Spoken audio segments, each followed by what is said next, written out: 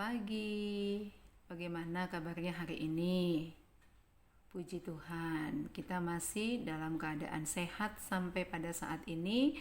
Mudah-mudahan kita selalu sehat dan kita bersyukur kepada Tuhan. Pagi hari ini kita masih dapat melanjutkan pembelajaran daring. Pembelajaran daring kita pagi ini adalah pembelajaran 3. Tema berapa? Tema 1. Subtema berapa? Subtema 2. Tepatnya pastinya pembelajaran 3. Tujuan pembelajaran 3 kali ini ada 2. Yang pertama adalah memahami bagian-bagian sampul buku beserta fungsinya. Dan yang kedua adalah memahami sikap dan nilai-nilai Pancasila yang dapat diterapkan dalam kehidupan sehari-hari. Anak-anak perhatikan. Itu gambar apa ya? Iya betul. Itu majalah Bobo, Mem. Majalah Bobo. Yang ada di layar itu bagian mananya majalah Bobo? Bagian depan. Pintar. Nah, bagian depan itu namanya sampul buku. Biasa disebut dengan cover. Anak-anak tahu sampul buku? Ya, yang paling depan. Mungkin anak-anak di depannya ada buku tulis. Yang di depan, paling depan, yang kertasnya agak tebal. Itu namanya sampul buku atau cover buku. Ini contohnya. Mengenal huruf kecil, itu adalah sampul buku atau cover buku. Ini juga cover buku. Yang ini juga cerita anak pemberani, itu adalah sampul depan atau cover buku. Anak-anak sudah tahu yang mana? Kalau kepada anak-anak diberikan satu buku, kemudian ditanya, yang mana covernya? Yang mana sampul bukunya? Anak-anak sudah bisa? Pastinya bisa ya. Yang paling depan itu namanya adalah cover buku. Sampul buku atau cover adalah halaman depan sebuah buku. Halaman depan, halaman paling depan sebuah buku, itulah yang disebut dengan sampul buku. Kenapa sih buku harus dibuat sampul bukunya?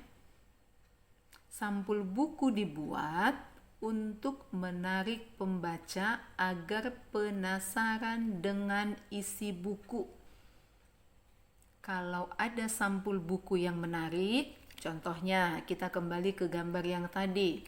Contohnya ini, mengenal huruf kecil, Adventure of the Kids Wizards, cerita anak pemberani. Kalau seseorang melihat sampul yang A, B, dan C, aduh, yang A ini menarik sekali ya, mengenal huruf kecil. Dari sampulnya ini, maka orang tersebut akan tertarik untuk membeli bukunya. Yang pertama biasanya dilihat sampul bukunya.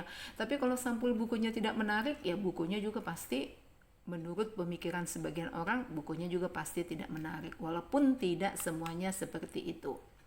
Ya, jadi tujuannya dibuat sampul buku untuk menarik pembaca agar penasaran dengan isi buku. Sampul buku merupakan cerminan dari keseluruhan isi buku. Sampul buku merupakan cerminan dari keseluruhan isi buku. Ini dia, sampul buku terdiri dari 3 bagian. Ya, sampul buku terdiri dari 3 bagian. Yang pertama adalah sampul depan. Ini halaman paling depan. Ya, namanya sampul depan. Ini berarti sampul depannya beruang kutub. Seri mengenal hewan. Animal story, beruang kutub. Yang kedua, punggung buku. Punggung? Iya. Memangnya buku punya punggung? Punya. Yang mana punggung bukunya? Nih, ya. Punggung buku itu yang ini. Nah, ini namanya punggung buku. Ya, yang ini anak-anak perhatikan, namanya punggung buku. Yang ketiga adalah belakang buku. Belakang buku. Belakang buku itu adalah yang ini. Ya. Oke, anak-anak sebutkan. Di mana pointer mem berada, anak-anak sebutkan itu bagian apanya sampul buku. 1. Sampul depan. 2. Punggung buku. 3. Belakang buku. Paham ya anak-anak mem ya? Nah, unsur-unsur dalam sebuah sampul buku. Jadi dalam sebuah sampul buku itu harus ada apa? Yang pertama, judul. Judul itu harus menggunakan huruf yang menarik dan mencolok. Mencolok itu menarik perhatian, cerah. Yang kedua, terdapat kalimat penjelas judul yang singkat dan mudah dipahami. Terdapat kalimat penjelas judul yang singkat dan mudah dipahami. Yang ketiga, terdapat nama penulis. Yang keempat, terdapat identitas penulis disertakan gambar yang menarik. Kemudian, terdapat sinopsis atau ringkasan isi pada sisi belakang dan terdapat identitas buku pada punggung buku. Jadi, di depan itu harus ada apa tadi? Yang pertama, judulnya harus menggunakan huruf yang menarik. Judulnya, hurufnya harus menarik. Supaya apa? Supaya orang tertarik untuk membaca bukunya. Yang kedua, harus ada kalimat penjelas judul yang singkat dan mudah dipahami. Terdapat kalimat penjelas judul yang singkat dan mudah dipahami. Yang ketiga, apa yang ketiga? Terdapat nama penulis. Ya, kalau nanti anak-anak di rumah ada buku, lihat sampul bukunya. Apakah ada judulnya? Menarik ke judulnya? Apakah di sana ada kalimat penjelas judul yang singkat dan mudah dipahami? Apakah ada nama penulisnya?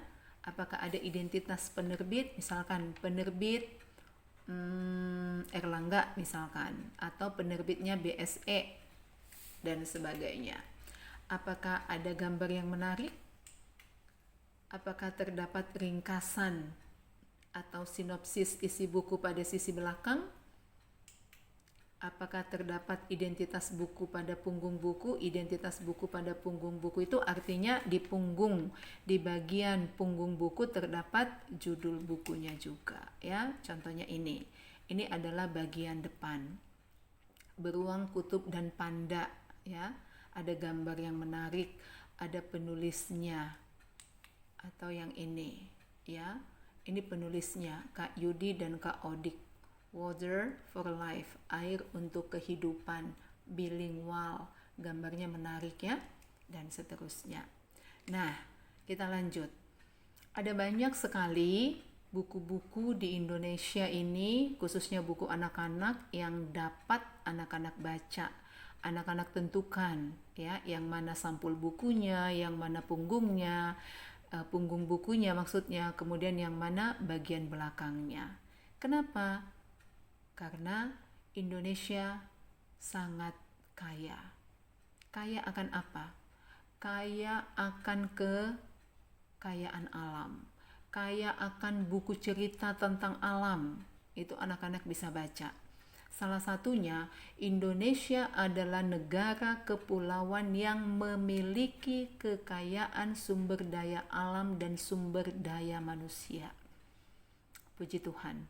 Kita tinggal di Indonesia, negara yang kaya, negara kepulauan yang kaya, kaya akan sumber daya alam dan sumber daya manusia. Oleh sebab itu, negara-negara asing datang ke Indonesia untuk mencari rempah-rempah. Rempah-rempah ini adalah sumber daya alam. Sumber daya alam itu maksudnya kekayaan yang ada di alam Indonesia. Rempah-rempah, ya kan? Kemudian hasil bumi, kemudian banyak sekali.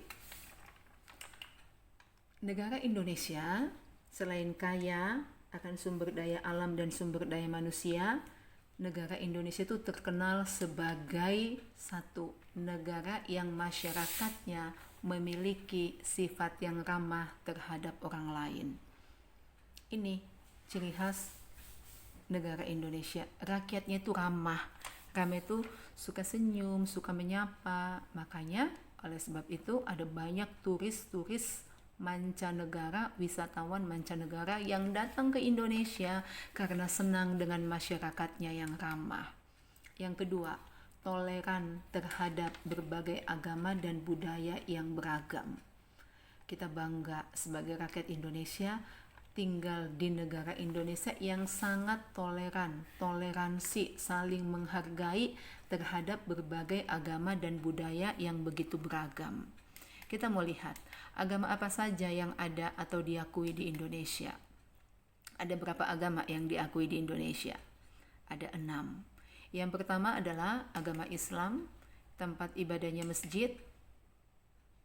Ya, agama Islam, tempat ibadahnya masjid, kitab sucinya Al-Quran. Yang kedua Katolik, beribadah di gereja, kitab sucinya Alkitab. Yang ketiga Kristen, tempat ibadahnya gereja, kitabnya Alkitab. Yang keempat Buddha, tempat ibadahnya vihara, nama kitab sucinya adalah Tripitaka. Yang kelima Hindu, tempat ibadahnya pura atau pura, kitab sucinya adalah Weda. Yang keenam adalah Konghucu, tempat ibadahnya adalah kelenteng, dan kitab sucinya adalah Shishu Wujing. Kebudayaan dan seni tari juga banyak di Indonesia. Setiap provinsi memiliki kebudayaan dan seni tari yang bermacam-macam, yang berbeda-beda. Ya. Nah, kebudayaan dan seni tari itulah yang digunakan oleh pemerintah untuk memajukan pariwisata daerah. Ya. Contohnya, kalau misalkan kita ini ada di tanah Sunda, kira-kira seni tarinya tari apa? Anak-anak tahu nggak kalau di Sunda itu ada tari apa? Kalau di Sunda, Jawa Barat. Ada banyak ya kebudayaannya, contohnya ya ada banyak. Nah, itu digunakan oleh pemerintah untuk memajukan pariwisata daerah. Jadi misalkan nih Bandung, kebudayaan dan seni tari Bandung digunakan untuk memajukan daerah Bandung, provinsi Bandung, atau daerah-daerah atau kota-kota yang ada di Jawa Barat. Itu dipakai untuk memajukan pariwisata daerah. Tujuannya apa? Supaya masyarakat dunia mengetahui dan mengenal macam-macam budaya yang ada di Indonesia. Ya, supaya masyarakat dunia mengetahui dan mengenal macam-macam budaya yang ada di Indonesia. Jumlah penduduk Indonesia kurang lebih sekitar 254 juta jiwa. Itu berada di Indonesia itu ada sekitar 13.466.000 pulau. Banyak atau sedikit tuh pulaunya, Nak? 13.466. Ya kan? Anak-anak masih ingat lagu dari Sabang sampai Merauke berjajar pulau-pulau, sambung menyambung menjadi satu, itulah Indonesia. Itu kan ada lagunya seperti itu kan?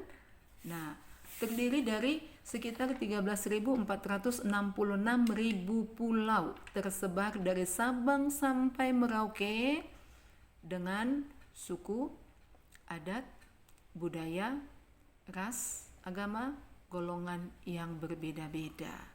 Tetapi tetap hidup dalam apa? Persatuan dan kesatuan. Untuk menjaga keberagaman budaya dan suku serta agama, maka rakyat Indonesia harus berperilaku sesuai dengan nilai-nilai Pancasila. Lihat tadi, apa yang berbeda? Sukunya berbeda, adatnya berbeda, budayanya berbeda, rasnya berbeda, agamanya berbeda, golongannya berbeda, tetapi hidup dalam satu wilayah, yaitu Indonesia. Bagaimana itu semua bisa hidup bersama-sama dengan rukun? Nah, perilaku kita selaku rakyat Indonesia itu harus mencerminkan nilai-nilai Pancasila. Kita akan pelajari sikap dan nilai Pancasila yang dapat diterapkan di rumah kita masing-masing. Ini anak-anak harus terapkan di rumahnya masing-masing. Nah, kalau di rumah, anak-anak taat dan patuh pada orang tua. Menjalankan ibadah di rumah, menghormati orang tua dan saudara, sopan kepada orang tua. Ketika 4 hal ini dilakukan, maka akan tercipta kedamaian di rumah. Anak-anak patuh pada orang tua, sopan pada orang tua, hormat pada orang tua dan saudara-saudara yang lain, kemudian menjalankan ibadah di rumah, maka situasi rumah itu akan aman dan nyaman, tentram. Jadi kalau ini dilakukan di rumah, iya, keadaan di rumah anak-anak akan nyaman. Sikap dan nilai Pancasila yang dapat diterapkan di sekolah. Kalau yang tadi di rumah ya, sekarang kalau di sekolah, anak-anak harus menaati tata tertib sekolah. Yang kedua, mengerjakan tugas yang diberikan guru dengan baik. Yang ketiga, tidak mencontek saat ulangan. Yang keempat, berteman tanpa membedakan suku dan agama. Ini adalah nilai-nilai Pancasila yang jika diterapkan di sekolah, diikuti oleh siswa dengan baik, maka kondisi sekolah itu akan aman dan nyaman. Taati tata tertib yang ada di sekolah. Kerjakan tugas yang diberikan guru dengan baik. Tidak mencontek saat ulangan. Berteman dengan siapapun tanpa membedakan suku dan agamanya. Sikap dan nilai Pancasila yang dapat diterapkan di lingkungan pergaulan. Apa saja? Menghargai pendapat teman. Jangan maunya kita, pendapat kita yang harus dihargai. Pendapat teman juga, pendapat orang lain juga harus kita hargai. Tidak menyakiti teman. Anak-anak tidak mau disakiti. Jangan menyakiti orang lain, ya, itu sesuai dengan firman Tuhan. Yang ketiga, menolong teman yang terkena musibah. Musibahnya apa? Mungkin ada teman kita jatuh, tolong. Ya kan? Bayangkan kalau anak-anak yang jatuh tidak ada orang lain yang menolong. Aduh, sedih sekali. Jadi ketika anak-anak melihat teman yang terkena musibah, langsung ditolong. Musibah apapun itu.